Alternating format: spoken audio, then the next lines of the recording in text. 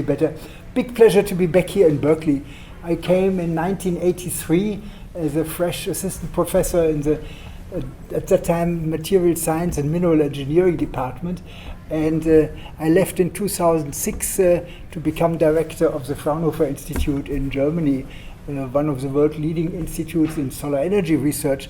And in 2004, which is exactly 20 years ago, we successfully launched a proposal to the National Science Foundation to create a nanoscale science and engineering graduate group.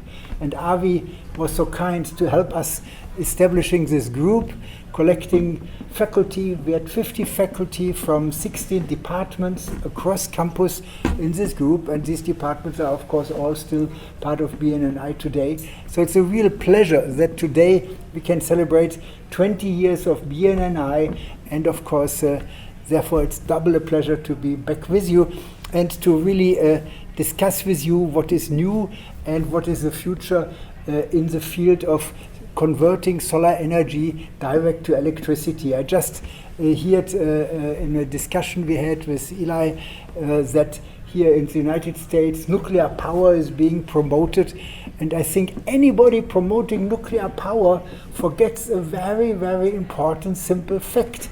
In the future energy system, which will be very heavy on electricity, electricity will take over 80–90% of our energy supply, and electricity will be provided mainly by solar and wind. And solar and wind are two sources extremely powerful, but of course the wind doesn't blow in the night, the sun doesn't shine in the night, the wind blows intermittently. So you need, of course, other sources of electricity in order to have a stable system. But one thing you don't need, and this is an important message, you don't need anymore any baseload power. Because today already in Germany, we have 52% of our electricity from renewables, wind, solar, a little bit of hydro and so on. And today in summer, the renewables provide 100% of electricity.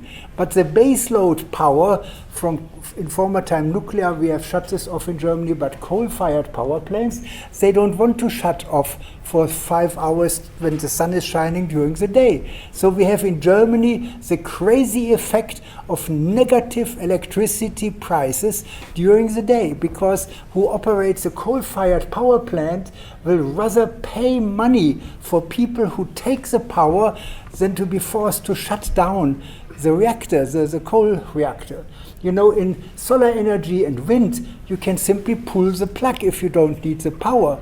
But if you have a thermal power plant where there is steam under pressure, you cannot simply take the load away, the whole thing would explode. So it is crazy to even think about re-establishing baseload power if we are seriously walking towards a 100% renewable energy system. So that is a message which I was not planning to bring you over, but I had a very good discussion with Eli Jablonovic, and I think it's important to really keep this fact in mind. The future energy system based on solar and wind does no longer need baseload power. It needs flexibility, it needs batteries, it needs storage, all of the above, but no baseload power. Okay, but now let's come and focus, and let me see how I can switch. Oh yeah, okay.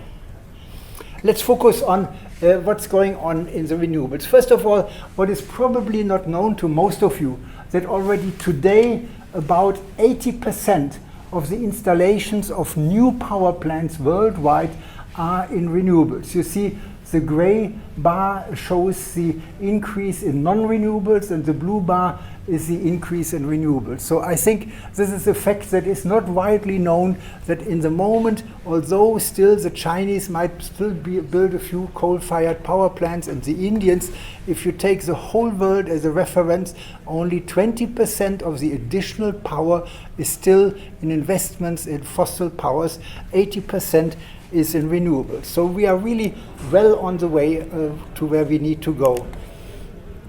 And within the renewables, wind and solar are the two main pillars. At the moment, we do create more terawatt hours of electricity from wind than from solar, but the increase worldwide is continuously growing more from solar than from wind. Very easy reason, solar is just incredibly inexpensive. In sun-rich countries, I will repeat this later, we get solar power for less than 1 cent per kilowatt hour. And that is really a number that cannot be matched by any other means of creating electricity on this planet. So we are very rapidly moving in the right direction. I still say it should be still accelerated, because we do not only have the issue of these low-cost sources of electricity, but we have the extremely important issue of the climate, the looming climate disaster, the climate catastrophe. And I think we need till 2030 already make very major steps to reduce CO2 emissions, and the best way to do it is the most rapid build-up of renewable energy power. But let me just spend a moment on the history of photovoltaics. If you look at this graph, which you can download from Wikipedia, and it goes back till 1992, you see since 1992 we had an exponential increase of PV power worldwide. And I dared to put this line through it, and this line shows a annual cumulated growth rate, CAGR, of 37%. PV power since 30-40 years has grown annually by 37%. I think you can look around in the history of technologies. There might not be many technologies which have shown, maybe computer chips and the memories might be a competition, but this is of course an incredible event. And even in the last years, 2010 to 2022, it's still a slope of 25%, so it's still growing at an extremely fast pace. So there are people who think, oh my God, this photovoltaics is now around everywhere, it's on all our roofs, the thing is done. No, not at all. I like to show this old curve. I think it's from 2014, if I remember, from the International Energy Agency. And in 2014, they predicted that by 2050 we might have 5 terawatt of power installed. But even if you take this graph, you see where we are today. March 15, 2022 marks a point where we had worldwide 1,000 gigawatt, 1 terawatt of power installed. And even using this very wrong and much too pessimistic graph from the International Energy Agency, you see we are just at the beginning of the rapid growth. And as a matter of fact, we expect the value for 2030 to be already up here in the 5 to 10 terawatt, not in 2050, but 20 years earlier. So the message is, photovoltaics, as powerful as it is and as impressive the first terawatt installed is, it's just the beginning. Later I will argue that the goal will be to install about 50 to 70 terawatt, and we just have now passed the first terawatt. So you see what is still ahead of us, what developments we will get. And how is it possible to grow a technology in such breakneck speed? It is the learning curve. The learning curve of the cost of photovoltaics, and this one goes back to 1980. Since 1980, the cost of PV modules have followed a continuously exponentially growing cost, and the slope, and I think it's coming here, yeah, the slope of this line is 13% annual price reduction, but of course the slope is on the axis is here the totally installed amounts. For each doubling of the installed amount, we had about a 20%, 25% price reduction. And today we are already below 2 cents per kilowatt hour. As I mentioned, 1 cent per kilowatt hour is already has been quoted in auctions in sun-rich areas of the world. This, of course, is a lot of technology development, research and development. All of this together with increasing volume production has enabled us that costs of PV electricity came down. So if anybody says we need more research to decrease the cost of photovoltaics, this is absolutely nonsense. We don't need more research to decrease the cost. We need more research to improve the performance. We want ever increasing efficiency. But as to the cost of photovoltaic power, we are already there where we want to be. So where do we produce this photovoltaic power? What technology do we use for this photovoltaic power? This graph as well goes back to the 80s. The colored part up here is thin film PV.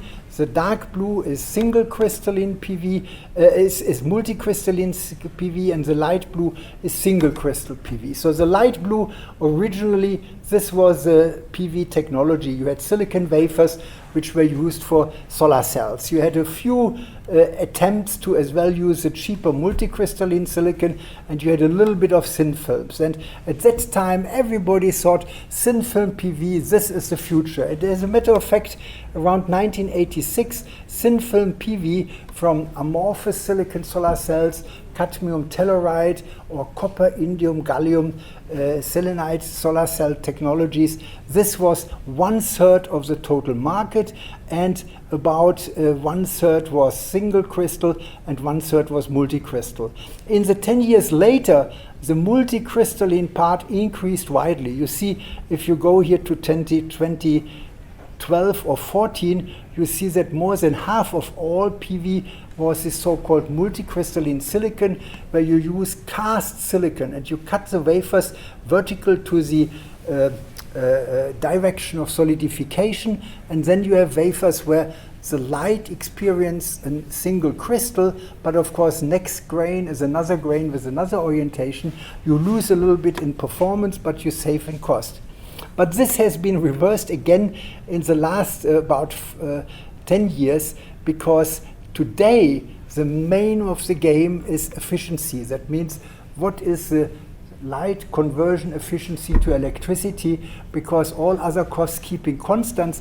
With efficiency, you of course produce more power, and if the system cost stays about constant, having more power means of course a lower cost electricity. So today you see that single crystalline silicon has absolutely taken over 80% of the market. The multicrystalline part is very small, and thin film is only 5%. Thin film PV today is one company worldwide.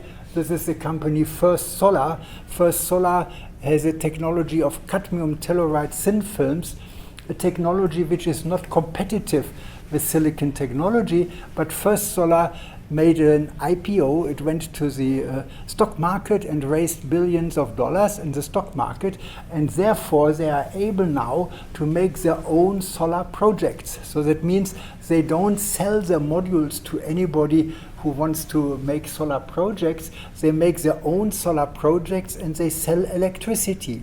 And the electricity from these cadmium telluride modules is still extremely competitive with all other sources of electricity, and therefore First Solar is successful, but they are not successful in direct competition with crystalline silicon PV, and this is why this is 5% of the market, but it is stable. And First Solar actually is today one of the largest solar companies in the world, because 5% of a market of 300 gigawatt, this is still 15 gigawatt, this is a lot of power, sales price about $10 billion and so on, so good business model. Now let's come to silicon technology. As I already had mentioned, the starting technology of photovoltaics all started with a single crystal wafer, typically P-type silicon. And in order to get a PN junction, you have to diffuse phosphorus from the top. So you have here the N-type emitter. Then you need contacts on both sides. On the back side, the contact was created by simply an aluminum, evaporated aluminum on the back side. On the front side, this was not possible, because on the front side, the light has to come in. So here you have screen printed silver contacts, and then you do some surface texturing for anti-reflection improvement. You have anti-reflection coating, and ready is a solar cell. Such a solar cell, as you see on this graph of efficiencies, this has a level of glass ceiling of efficiency of about 20%. So it's possible with this very simple technology, which is characterized by the letters ALBSF. This stands for aluminum back surface field, because the aluminum layer here makes a back surface field which rejects minority carriers and is therefore positive for the device. And this ALBSF technology can make 20% efficient solar cells.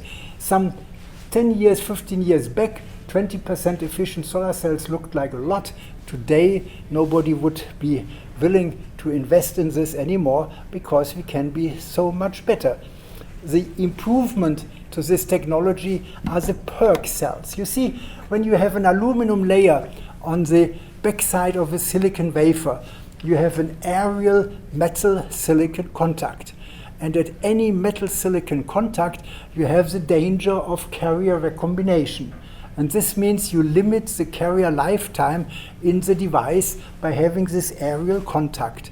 And the improvement is a so-called PERC technology. PERC stands for passivated emitter and rear contact. And actually, it is technologically quite interesting how this is being done. What you do is, instead of using a metal layer on the backside, you fully passivate the backside by a silicon dioxide layer or by an aluminum oxide layer, but you still need, of course, to come into contact with the material. And in PERC technology, this is being done by a laser. A laser can shoot 1,000 contact points on a wafer within 1 second. So it is extremely quick process. And then you have metal semiconductor touching each other only at these individual points. 99% of the area is perfectly passivated, and therefore you get better efficiency. So the PERC technology is today the dominant technology. ALBSF is basically out, and PERC technology allows us to go till 24% efficiency, which is 20% more than the old BSF technology. However, still we are not yet at the end, because the theoretical limit for PV from silicon is about 29%. It's called Shockley-Queisser limit, because Shockley and Queisser published a paper in the 1950s about the efficiency limit of photovoltaics, and they said for silicon, and today we all accept this, of course, it is 29%. As a matter of fact, I just learned today from Professor Jablonowicz that he has a world record of a single junction solar cell based on gallium arsenide, 29.1%. So that's really an achievement. But we are talking here about industrial scale silicon wafers. So 24% for PERC is an improvement, but we want to improve it. And therefore, I call the ALBSF technology the first generation silicon technology. The PERC is the second generation of silicon PV technology. And now we come to this exciting third generation of silicon technologies. There we have several choices. One technology, which I will describe in a second, is called TOPCon, and one is called heterojunction technology. TOPCon technology is, as a matter of fact, a next step of development of PERC technology. In PERC technology, I explained to you that we create this 1,000 contact points, with a laser who shoots on the SiO2 layer. But of course, you still have these contact points, you still can have losses from this. In TOPCon technology, we want to avoid all metal semiconductor contact, but we still need, of course, carriers to go through, because we want to harvest the energy of those carriers. And we can do this by making the passivating layer so thin that it allows carriers to tunnel through the layer.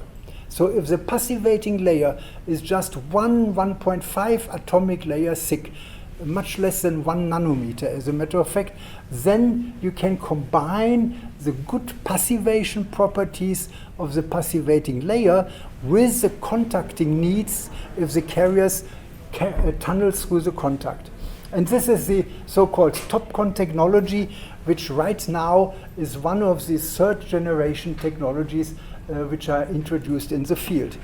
And the alternative to this technology is heterojunction technology. Heterojunction technology uses a very, very different approach, whereas you can use a silicon PV production line and upgrade it from ALS-BSF to PERC and to TOPCon technology. You cannot do this with heterojunction technology because it is fundamentally different. In heterojunction technology, you cover both sides of the silicon wafer with amorphous silicon. And in the early years of PV, when we talked about thin film photovoltaics, many people and tons of research funding was flowing into this thin film silicon PV, which developed the technology to make a solar cell out of P-type amorphous silicon and N-type amorphous silicon. However, altogether it was a bad idea. Those cells never got more than 16% efficiency, so nobody today follows silicon thin film technology. However, heterojunction technology changes this by putting a single crystalline layer in the center. So it is still a single crystal silicon, and you use the amorphous silicon, P-type doped on the one side, N-type doped on the other side, as the junction and contacting layers. And of course, amorphous silicon in contact with crystalline silicon, it's a perfect passivation, cannot be better, because you have only silicon-silicon bonds at the interface. So this technology allows to push the efficiency of the today recorded solar cells in the range of 26%. So basically, at the moment, we have a competition that both TOPCon and heterojunction technologies allow to develop 26% efficient solar cells.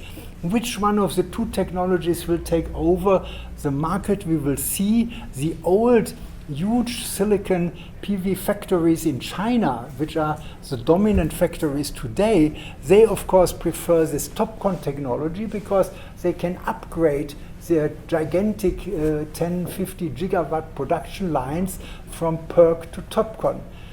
Heterojunction is a newcomer in the field. The company which I co-founded in Europe wants to jump on heterojunction technology, so we will see what happens, which of the third generation will win out. But we don't want to stop with the third generation of silicon PV technology. We want to go further. We want to come across the Schottky-Queisser limit near 29%. But for this, we have to use tandem concepts. Tandem concepts means we use more than one material. You see here the spectrum of the sun. This is the gray area. And you see what can be harvested with one material. Like, for instance, with silicon, this is the blue scale. Here we harvest quite well what is below what is above the silicon band gap energy. But you see, at the band edge, we have a quantum efficiency of 1. That means for each photon, we get one carrier out, one carrier pair, electron and hole, of this 1 eV energy. If the photon has higher energy, the rest, what is above 1 electron volt, gets lost, because the band gap of silicon is 1 eV. So and of course what is in the infrared is transmitted. So if we now use a second material, we can harvest the infrared part of the solar spectrum, as you see it in this schematic here, in an efficient way. And in this way, we get efficiencies theoretically in the direction of 40 and 50%. Actually, 40 and 50%, there we would need a tandem of more than 2 materials. There are tandem cells of 4 and 5 materials. The world record is by now about 49 point something percent. But even for industrial scale solar cells right now, there's a lot of development in this. Either we use a 3-5 top cell, that would be the top cell, and that would be the silicon cell, or we use so-called perovskites, these top cells.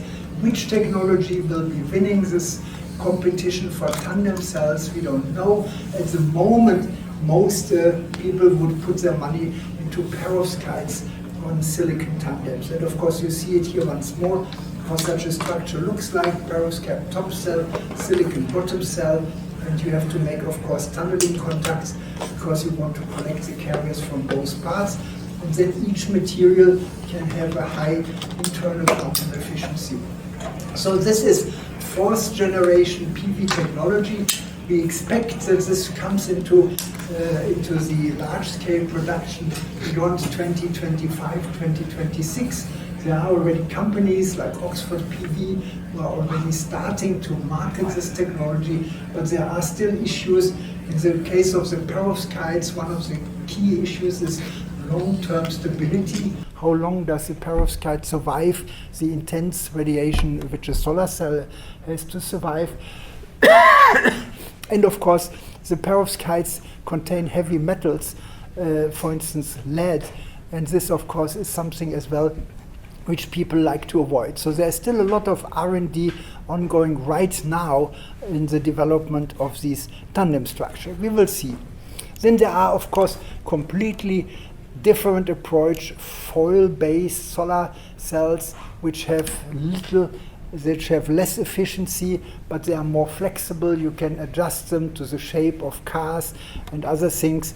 I don't want to go into the details of this, but I just want to say there are still dark horses in the race, and we never know whether a breakthrough happens and some of this will take over. But let us come back to the issue of the market of PV. In 2016, that's already 8 years ago, I convened a workshop in Freiburg in Germany in my institute, and I convened people, some of the specialists recognize Martin Green from Australia. He is this guy here, Winfried Hoffmann, a team from Enwell Institute and so on, and we all came together to discuss photovoltaics transitioning into the terawatt age. This was the topic of the workshop, and in 2016 we established these different possible scenarios for the growth of PV in the coming years. And I can say today, with the first terawatt installed in March 2022, you see that we are just on the most optimistic trajectory, on the most optimistic prediction, which we dared to invest in to predict in 2016, and this trajectory predicts for 2030 to have about 6 to 8 terawatt already installed capacity. So let's see how it goes on. But after 2016, we had, of course,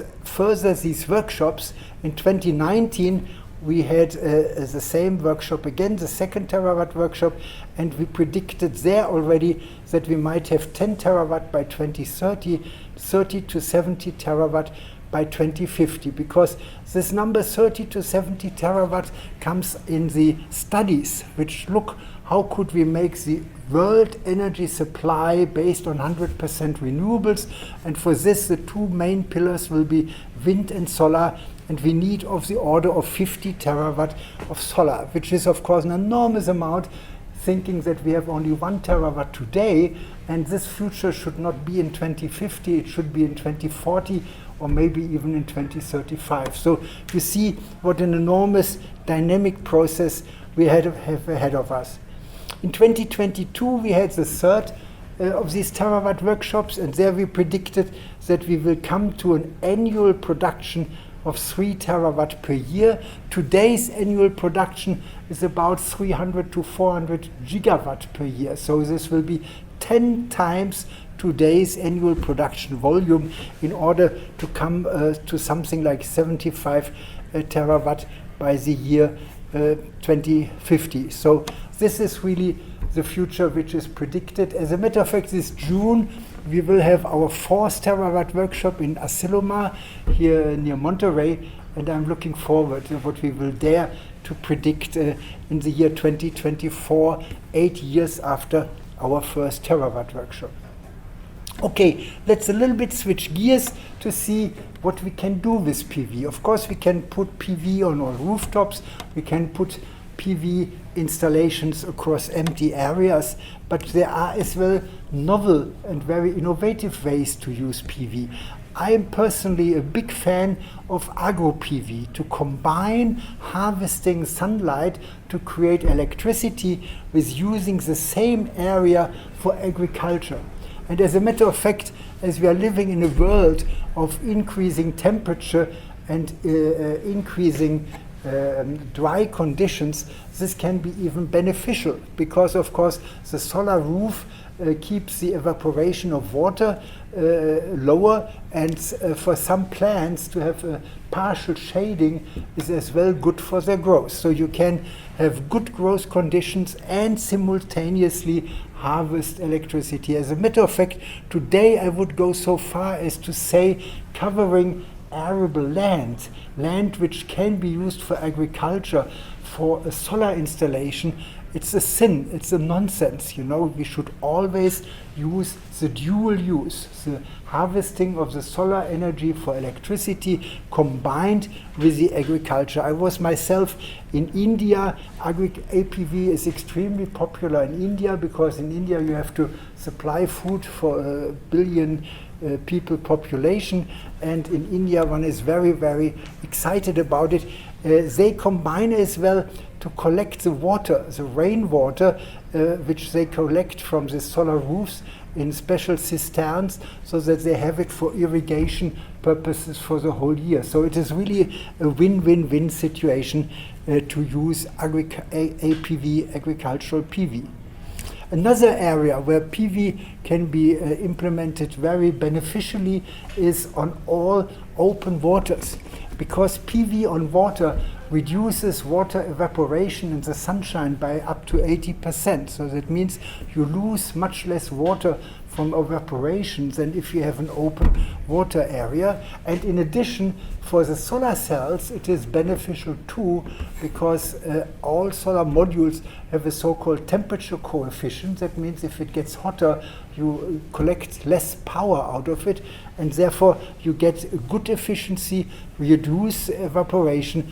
So I think we have many, many opportunities covering a fraction of the lakes and of the dammed structures with photovoltaics. And as a matter of fact, the best is the combination of floating PV, where you have a dam to create electricity, because there you can use the PV on the surface of the water to supply electricity during the daytime. You shut down the water outflow, because during the daytime you take the electricity from the floating PV, and in the evening you let the water flow, and therefore you can have power around the clock. It's a zero cost, 100% efficient energy storage to keep the water back when you have PV electricity available, and to let it flow when it's nighttime and you don't have PV power. And of course, if you argue, oh my God, this is horrible for the fish in the river, that sometimes the flow is gone and sometimes it is coming back, one can still make a secondary dam on the bottom of the big dam, and this dam has only to keep the water for 1 day, and then you have a continuous outflow into the river, and you still can use the dam in this flexible way, which I have discussed. Let's now go one step further and look at where do we produce PV. And you see, production of PV was a very exciting history. This again goes back till 1990. And you see, in 1990 you had a fairly share of PV production in Europe. You already had in Asia a lot of PV, and in the rest of the world, most notably United States and other countries. And things have developed very much. Here is a special effect, we call it in Germany the Altmaier effect, because we had a Minister of Economics who switched down the PV renewable energy law, which was so favorably for PV in Germany, and therefore suddenly the fraction of Europe in PV production shrank, and today we are in a situation we have 95% of PV production coming out of Asia, especially of course out of China. We have only a tiny, tiny amount left over. And this here is module production. In module production you still can see Europe is there at least visible. If you go to solar cell production, solar cells, as we have seen, are of course the heart of the photovoltaic power conversion. There today you can almost not see the role of Europe in between the Asian and the rest of the world. As a matter of fact, in the whole world, only 0.4% of the world's solar cells are made in Europe and only 0.3% in the United States. So the country of Vietnam alone has 1.1% of the world's solar cell production, 3 times as much as the whole of the United States. Of course, this situation is unbearable. This situation is about to change. We are all working on it.